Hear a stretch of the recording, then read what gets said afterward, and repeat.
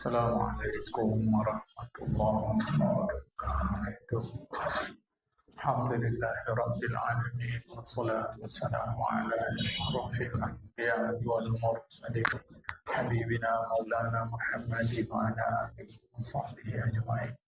Man yahdihillahu fala mudilla lahu wa man yudlil fala hadiya lahu. Terakhir Syekh Ibnu Athaillah Sakam dari Sahud, ditakuti atas engkau mati tiada di dalam iman, itulah su'ul khatimah. Ini jamaah, su'ul khatimah, buruk khatimah, penutup, artinya mati. Buruk mati itu paling rendah menjadi orang beragama selain agama Islam, itu paling rendah. Agak lebih ringan mati dalam keadaan bermaksiat.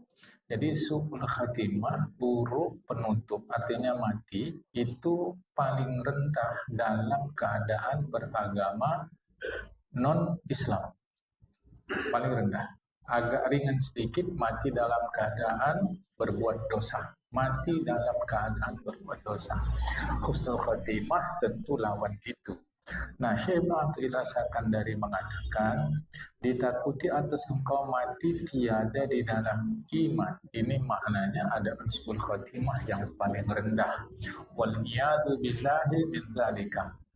Berlindung kita dengan Allah dari yang demikian itu. Pertanyaannya, apa sebab orang mati su'ul khatimah? Yang paling berat di sini adalah mati dalam keadaan bukan beragama Islam. Sebab memadamkan engkau akan jamratul iman. Jamroh artinya bara.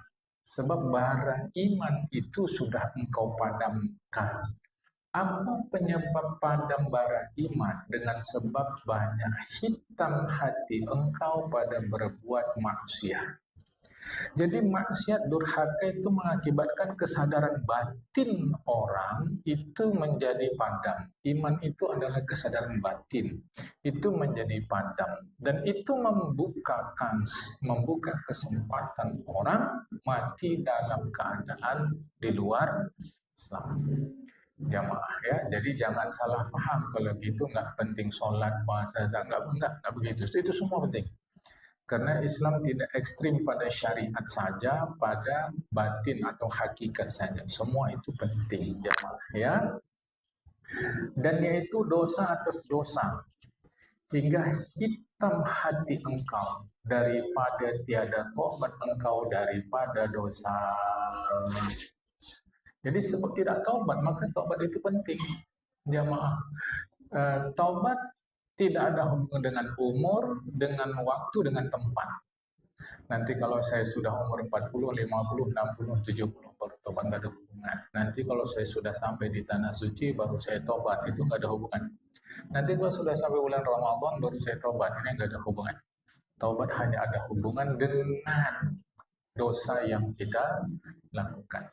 Jamaah, mana dosa yang kita lakukan, kita tobati. Ya. Dan takuti olehmu, perhatikan olehmu, jangan engkau meringan-ringankan amal engkau, jangan engkau menyepelekan perbuatan engkau. Apapun perbuatan, amal itu perbuatan. Cuma dalam pikiran orang Indonesia, kalau amal itu yang terbayang pekerjaan-pekerjaan ibadah mahdoh saja, tidak. Seluruh perbuatan itu dalam bahasa Arab adalah amal, jamaah. Jangan sepele.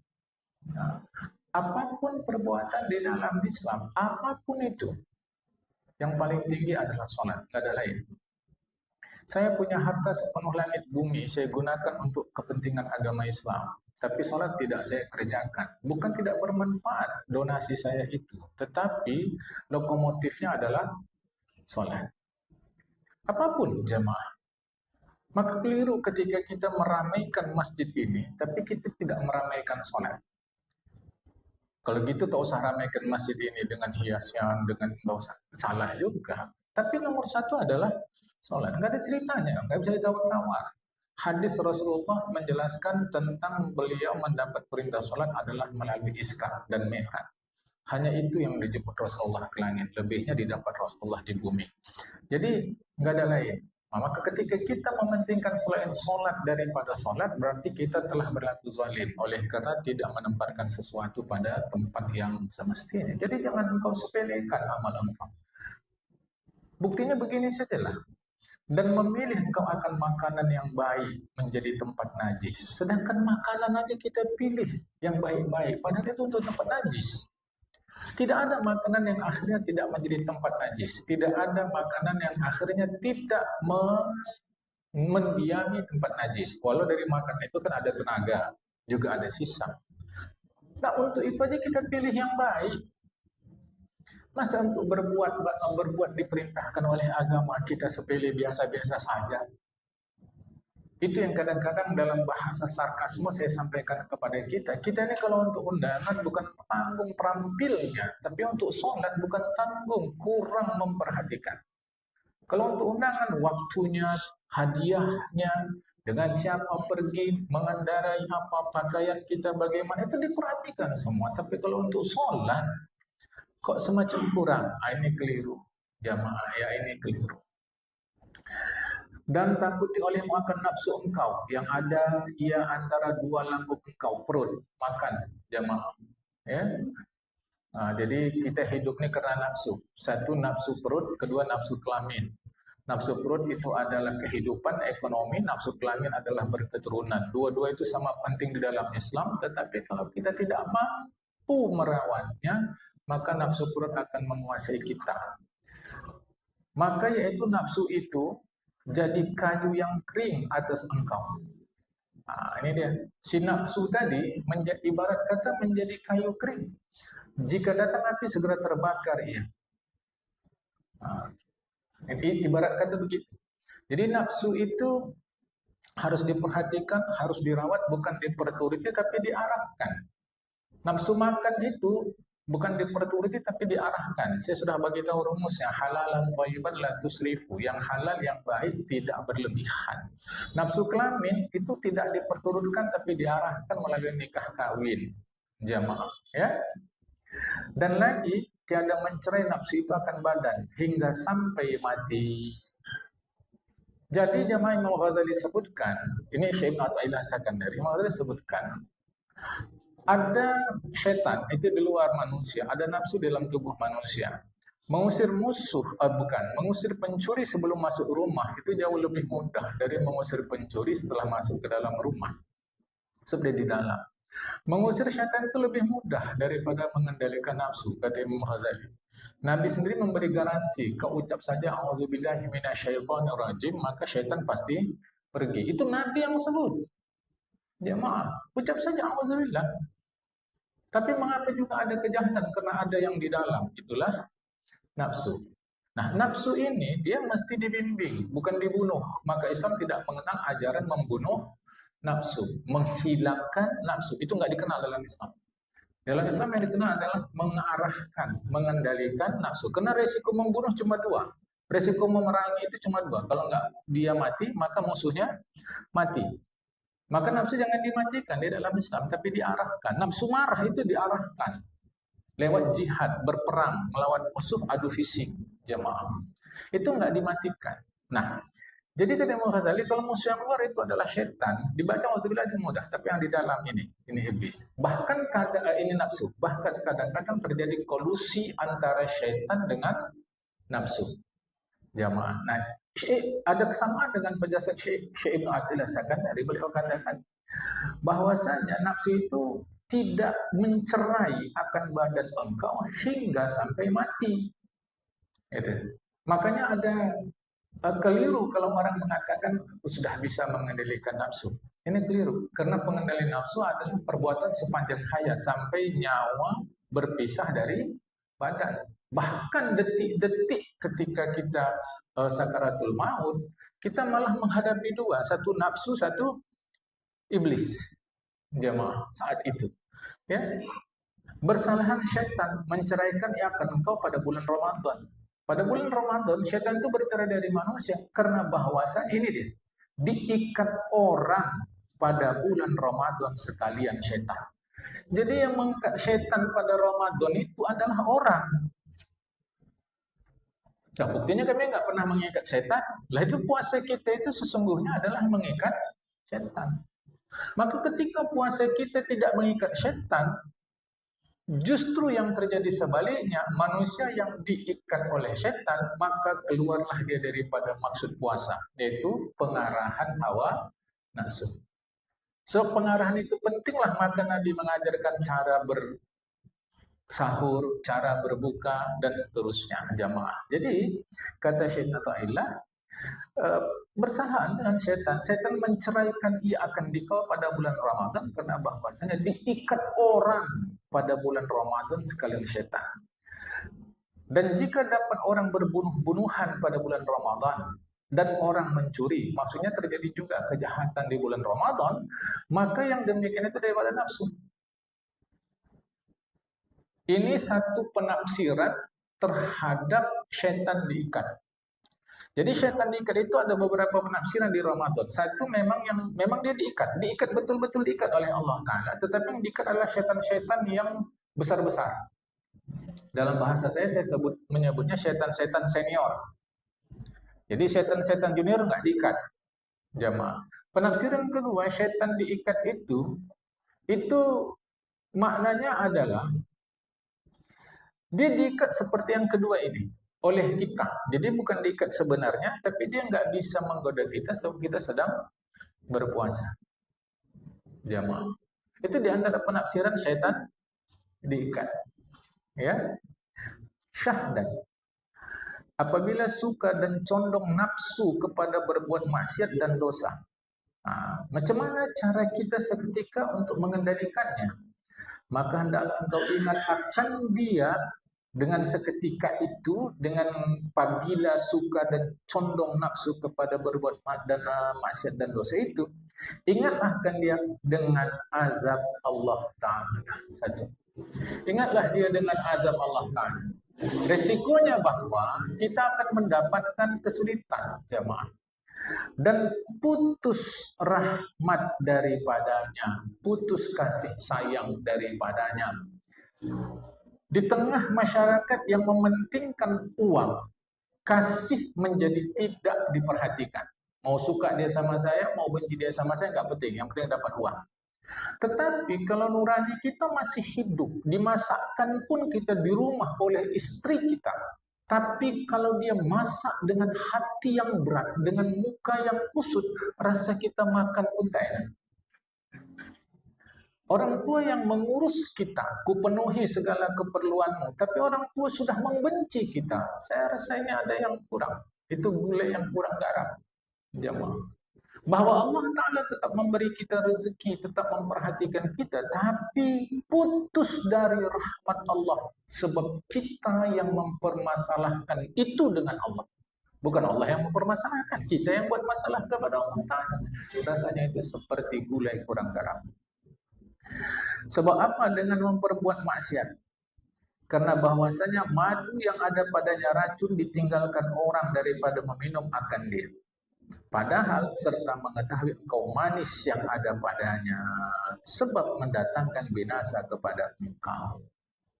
Ini al-asalul masmu, madu yang bercampur racun. Walau kita tahu ada manis, jemaah, tapi kita tak akan mengkonsumsinya. Ini pun sama.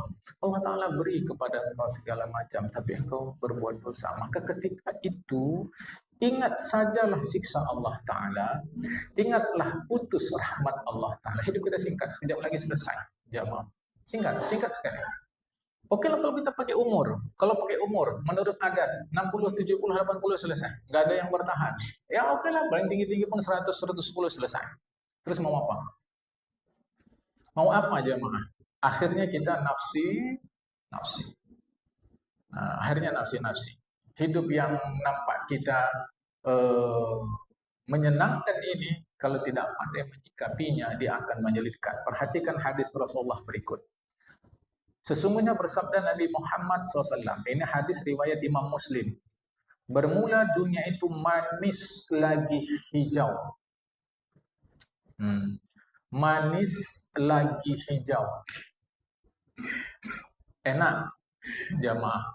Yang manis-manis itu enak, tapi kalau tidak mampu kita mengendalikannya dalam jangka panjang, yang manis-manis itu justru menimbulkan problem. Justru menimbulkan masalah. Yang manis-manis itu, yang sedap-sedap itu, kalau kita tidak pandai, apapun jamaah, yang sedap-sedap itu, kalau tidak pandai kita mengendalikannya, pada saatnya dia akan menyulitkan kita, apapun. Nah, ini mau hati-hati. Nah, dunia ini manis lagi hijau. Dan yurwa ini artinya diriwayatkan, itu bahasa Arab. Dan yurwa diriwayatkan pula, ini hadis riwayat Imam Baihaqi. Yang tadi di atas riwayat Imam Muslim, yang ini riwayat Imam Baihaqi. Yurwa dan diriwayatkan pula, bermula dunia itu bangkai yang busuk lagi jahat. Dalam hadis Imam Muslim disebut hijau, artinya orang yang salah paham akan terpesona dengan kenikmatan hidup di dunia ini. Yang kedua, dalam hadis Imam Baihaqi bagaikan bangkai. Nah, bangkai jamaah yang dikasih Allah Ta'ala itu terpulang pada kita. Kalau pandai kita mengolah bangkai, maka bangkai akan bermanfaat menjadi bahan pupuk, menjadi bahan untuk pakan ternak. Sehingga dunia yang hijau, yang manis perlu diwaspadai. Dunia yang bangkai perlu diolah. Maka keluarlah ungkapan dalam bahasa Arab, ad-dunya mazra'atul akhirah.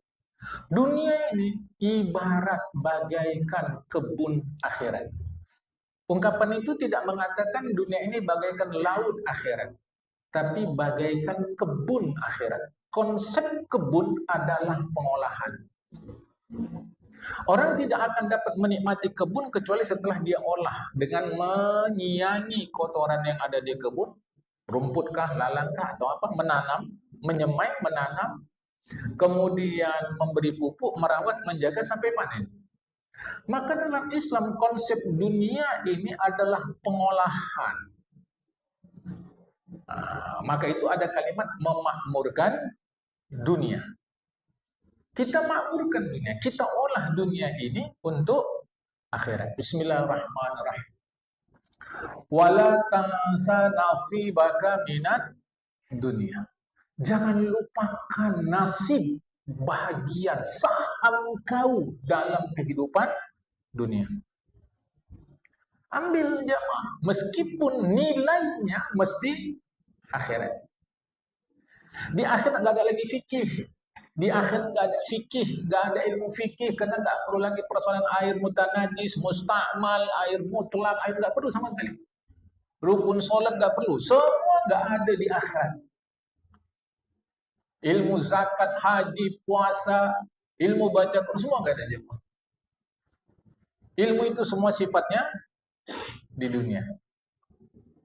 Ilmu yang lain, ilmu kata pertanian, teknik, kedokteran, biologi, fisika, semua itu nggak diperlukan di akhir. Nggak ada lagi. Semua itu hanya ada di dunia. Hasil pemanfaatan itulah yang akan kita petik nanti di akhirat. Jangan berpikir menjadi orang baik di akhirat, nggak ada. Karena di akhirat semuanya orang baik, nggak ada yang buruk. Semua di akhirat orang baik. Hanya Al-Quran katakan, seperti di sebelum surah As-Sajdah yang sering dibaca di hari Jumat itu jamaah. La yanfa'ul ladzina kafaru imanuhum. Orang yang di dunia kafir, di akhirat dia beriman, la yanfa'.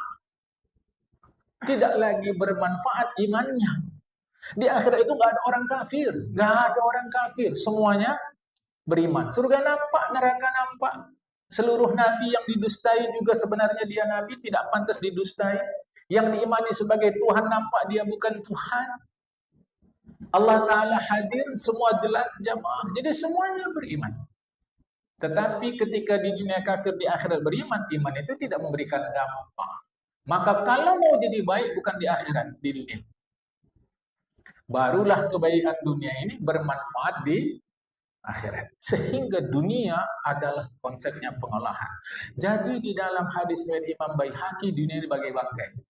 Dalam riwayat Imam Muslim, dunia ini hijau, manis. Hati-hati, sehingga dalam kita mengolah dunia ini untuk kepentingan akhirat, mesti waspada. Jangan lengah, jangan lalai, jamaah. Ya, yaitu dunia itu manis lagi hijau pada orang yang ahli ghaflah. Itu kalau tertulis akal salah, coret. Ghaflah, falam tabulan. Kalau di kitab tertulis aqlun, itu salah cetak, namanya al-khata'u fit tiba', salah cetak. Yang betul falam tabulan, ghaflah, lalai. Ditafsirkan oleh Syekh Ibnu Athaillah Sakandari hadis Rasulullah riwayat Imam Muslim itu, dunia manis lagi hijau pada orang yang ahli ghaflah, orang yang lalai. Orang yang lalai, bagi dia lalai dia akhirat. Dunia ini saja jamaah, maka hijau, happy saja dia di dunia ini. Begitu selesai nanti akhirat baru nampak rugi. Ya laitani kuntu turaba. Memang ini bukan ucapan orang beriman, ini ucapan orang kafir, disebut dalam Al-Quran surat An-Naba. Tapi kita wajar mengambil iktibar dari apa yang terjadi pada orang kafir itu, jamaah. Bahkan ada yang minta, ya Tuhan, dalam surat Al-Munafikun, baca jamaah, hidupkan kami sejenak saja ya Allah, lanasaddaqanna, kami akan rajin bersedekah. Nah, itu dalam surat Al-Munafikun, ya jamaah. Jadi dunia ini manis hijau pada orang yang lalai, dan manis lagi hijau pada nafsu, dan bangkai yang busuk lagi jahat pada orang yang melihat dengan hatinya. Orang yang melihat dengan mata hatinya, dunia ini bangkai-bangkai busuk, tapi jangan dibuang karena kita hidup sedang di sini. Olah bangkai tadi, jemaah. Macam sekarang itu ada satu desa di Indonesia, penduduk desa itu buang kotorannya di satu tempat. Dari kotoran itu jamaah keluar gas yang bisa dimanfaatkan oleh warga desa itu. Begitu kira-kira dunia ini, jangan dibuang, tapi diolah dia untuk menghasilkan gas yang memberi kebaikan kita nanti di akhirat. Maka dunia ini bagaikan bangkai yang busuk lagi jahat pada orang yang melihat dengan hatinya, dan manis lagi hijau bagi orang yang tahzir, artinya yang perlu diberi peringatan. Manis lagi hijau bagi orang yang tahzir, yang perlu diberi peringatan, dan bangkai yang jahat bagi orang yang menakutkan, artinya orang yang khawatir lalai. Dunia ini bagaikan bangkai yang jahat. Maka janganlah tertipu engkau dengan manusia, dengan manis dunia itu, maka bahwasanya akhirnya jadi pahit ia. Akhir dunia menjadi pahit bagi orang yang tertipu akan manisnya dunia. Lah, lantas jangan kita salah paham. Kalau gitu nggak usah diambil dunia ini, keliru, jamaah. Ya, ini orang yang keliru. Sahabat Nabi punya harta 8.000 dinar. 1 dinar lebih kurang 4 gram. 4,25 gram emas. Kita ambil 4 gram saja. Tapi dia sedekah kepada Nabi untuk kepentingan agama 4.000 dinar. Berapa kilo?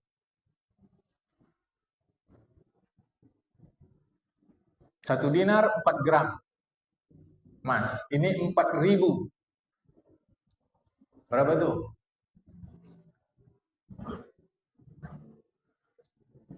160.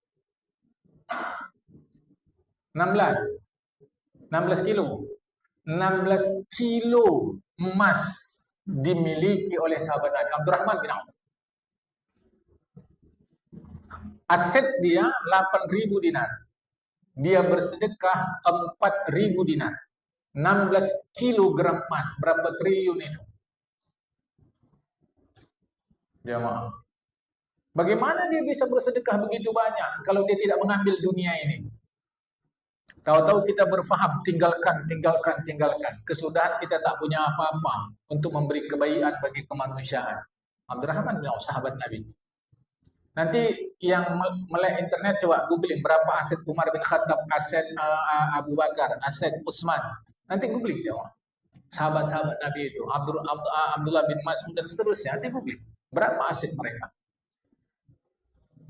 Jadi jangan keliru kaji-kaji tentang dunia ini, berarti kita nggak usah ambil dunia ini, keliru. Bagaimana sahabat Nabi itu bisa menyumbangkan hartanya demikian banyak kalau mereka tidak mengambil dari dunia ini? Tahu-tahu kajinya, udahlah sholatnya sikit, puasanya malas, baca Quran yang enggak, dunia enggak mau ambil. Coba. Dunia miskin, akhirat merana. Ayo, jamaah. Ini keliru.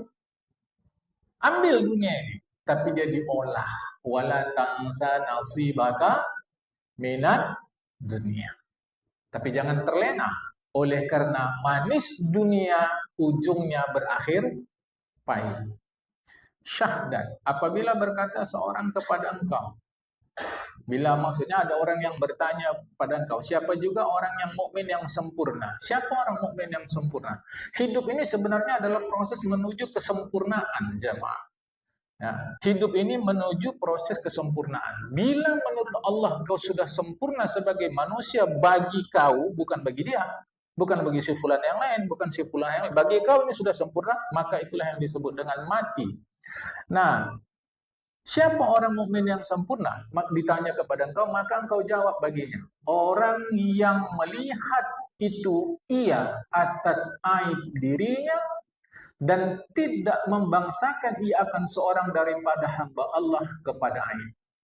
Mukmin yang sempurna adalah orang yang melulu kapan saja di mana saja mampu melihat aib dirinya dan ketika melihat aib orang lain dia justru tidak mengaibkan orang itu. Jadi ukur masing-masing jemaah, kita sudah sempurna belum? Bisa kita mengukurnya. Coba nanti mau tidur tanya, aib aku apa saja? Satu hari ini aja, dari bangun tidur tadi sampai sekarang, aib aku A, B, C, D. Nanti lihat, aib si fulan apa saja. Nanti kita kalkulasi, mana yang lebih banyak. Ya. Karena tak jarang dalam hidup ini orang lebih mampu melihat aib orang dari aib dirinya sendiri. Jadi siapa mukmin yang sempurna? Yang mampu melihat aib dirinya dan tidak membangsakan, menisbatkan, mengklasifikasikan orang atau hamba Allah kepada aib. Itu ya jemaah. Jadi seketika kita melihat aib orang, seketika itu kita lupa kepada diri kita sendiri. Berapa lama kita mampu menguliti aib orang? Selama itu pula kita lupa kepada aib sendiri. Orang tua-tua dulu sebut gajah di pelupuk mata tidak kelihatan. Semut di seberang lautan jelas kelihatan. Nah, ini keliru jemaah ya. Kemudian apabila bertanya seorang kepada engkau, siapa juga orang yang rendah dan hina menurut agama, maka engkau katakan seorang yang membangsakan hamba Allah kepada aib dan mengaku dirinya dilepas daripada aib. Orang yang menganggap orang lain cacat saja, ada saja kurangnya, tapi menganggap dirinya sudah sempurna. Inilah manusia paling rendah menurut agama. Kalau ditanya sama dia, apa aib kau? Aku pun nggak tahu. Tapi kalau kita tanya sama dia, apa aib sebulan? Buku isi 100 tak cukup menulisnya.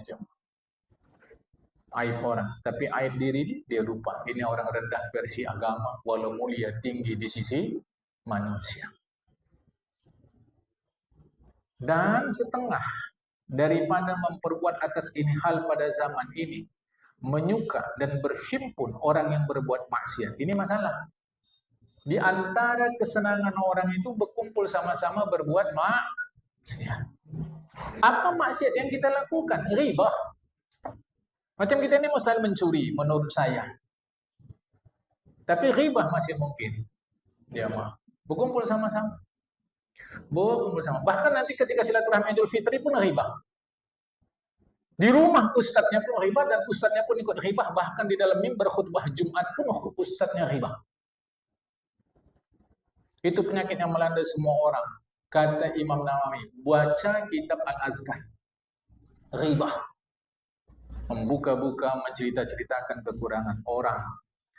Dan jikalau bahwasanya mereka masam pada muka mereka itu, niscaya adalah yang demikian itu menegah bagi mereka itu daripada berbuat maksiat. Maka manakala tiada masam pada muka mereka itu seolah-olah suka mereka itu akan yang demikian itu. Kita ada duduk di sini, kawan buka aib orang buat maksiat, kita ada di sini. Itu kata Imam Nawawi, kau pergi dari situ. Nomor satu, kau larang orang ini, kau hentikan orang ini berbuat ghibah itu. Larang orang ini. Nggak sanggup, kau tinggalkan orang ini. Nggak sanggup, baru kau diam. Apa tanda kita nggak setuju terhadap ghibah itu? Muka kita tuh masam. Tapi ini tidak, muka dia tak masam. Tiada masam pada muka mereka itu, seolah-olah suka mereka itu akan yang demikian itu. Maka dia bahagian daripada dosa besar ghibah itu. Pura-pura dia nunduk istighfar, padahal hatinya siapa yang diceritakan orang ini? Apa maksudnya? Sama saja. Dosa makan B2 lebih ringan dari dosa ghibah. Karena dari sisi proses taubat. Dosa makan B2, berhenti kau, menyesal, datang kepada Allah, selesai. Tapi dosa ghibah, kalau orang yang diribah itu didengarnya sudah dia diribah, tapi dia nggak tahu siapa yang mengribah. Tapi dia udah dengar dia diribah, maka yang mengribah wajib datang sama dia, minta maaf. Kalau dimaafkannya, minta maaf wajib, memaafkan sunat. Jadi kalau kita punya salah kepada orang, kita minta maaf wajib. Dia nggak memaafkan, dia tidak berdosa. Dia maaf. Dan ini akan bersoal terus sampai ke akhirat. Oke?